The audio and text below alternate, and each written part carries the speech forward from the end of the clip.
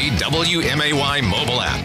92.7 WMAY. Springfield's news and talk. All right, it's that time of the week where we check in with the Springfield Business Journal publisher, Michelle Ownbey, about what's going on in and around the Springfield business community here on WMAY. I'm Greg Bishop. Michelle, thanks for taking time with us this morning. How are things going out there?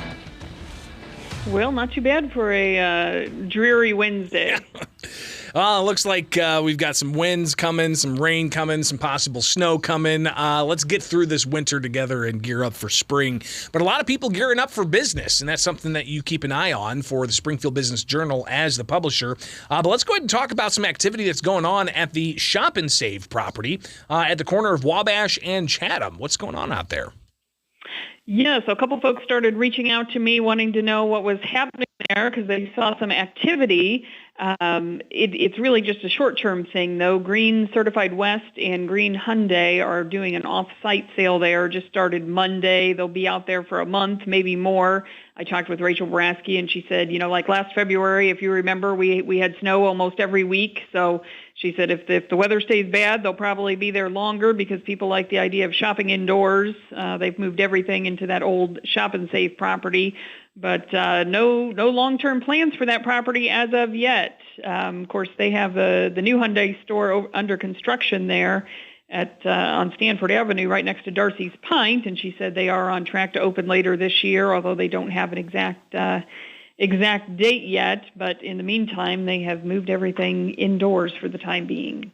So obviously some activity going out there, and I'm sure that you get a lot of people who are asking questions about this, that, or the other all around town, and that's what makes the Springfield Business Journal that important of a publication in Springfield. Before we get into some of these other issues, Michelle, just go ahead and tell us about how people can get their hands on the SBJ every time it comes out. Sure, and we've got our BizBytes newsletter as well. The digital newsletter comes out every Wednesday afternoon, so you can get on our website at springfieldbusinessjournal.com and sign up for that. The newsletter is free of charge, or for just $35 a year, you can make sure you get the print edition delivered to your home or office. So easy enough to make that happen. And Michelle, let's get into some other things that you've got your eyes on, including Chili Parlor. What's going on there?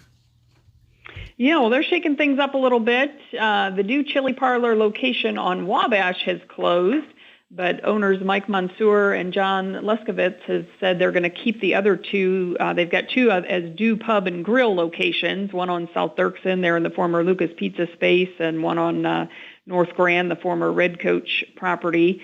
Those are going to stay open, and they say they're actually looking at expanding. They're in negotiations on a property in Decatur, and they've also been having some serious discussions with Chatham. So they said it was more a timing issue. They had a 5-year lease on that Wabash property, and the lease was up, and they thought it made more sense to look at expanding into the surrounding areas like Chatham or Decatur, since they already had 2 other locations in Springfield. And of course, this is Dew Chili is a pretty historic name, goes all the way back to 1909 and Joe Bockelman, but Mike and John have had the rights to it since 2017, so they've been in pretty aggressive expansion mode ever since they acquired the rights to the Dew Chili.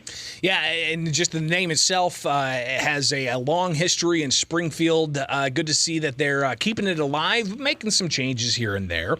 And again, just one of the other stories that you'll find with the Springfield Business Journal each and every week. And we do this with Business in the 217, Michelle Ownbey, the publisher of the SBJ, with us. And we've seen the construction for quite a bit. I've seen a lot of social media buzz as well. Raising Cane's. They have a open date set. What's going on? They do, yes. And this is another one we've been getting questions about because, of course, if it's a pretty high visibility corner there. It's on West White Oaks Drive, but visible from Veterans. And, when you drive by, it looks pretty well done in terms of the construction, but they are still doing some finishing touches and interior work. They had originally hoped to be open maybe by December, but that did not happen. So March 7th is the official date. They're getting ready to start their hiring and all that, and again, doing some finishing touches with the interior and, of course, hiring and ramping up staffing and all that. So only a little less than 2 months to go before they officially open their doors. Yeah, I saw somebody on social media not long ago from the Springfield area tagging Raising Cane's, urging them to make him the first customer out of their Springfield branch and saying that they would get a tattoo of Raising Cane's on their body if they made that happen. I don't know where that's gone or if the company's responded, but there's a lot of people excited about that, Michelle. There's no question. That is some excitement, yes. Well, I greatly appreciate the time as always, and each and every week we get Business in the 217 with the Springfield Business Journal. Michelle Ownbey, the publisher. We'll talk again next week, all right? All right. Thanks, Greg.